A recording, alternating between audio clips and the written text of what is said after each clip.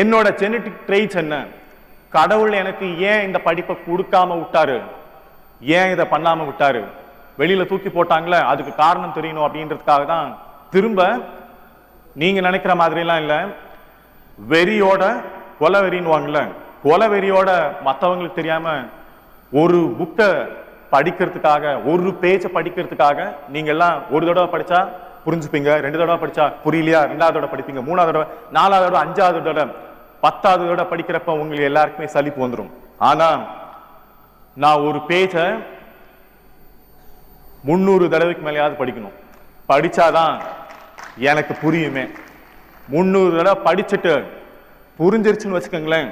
நல்லா ஞாபகம் வச்சுக்கோங்க. 300வது தடவை படிக்கிறப்ப கூட நான் 301வது தடவை, 300 தடவை விட 301வது தடவை எனக்கு என்னுடைய அந்த கிராஃப், அந்த என்னோட அந்த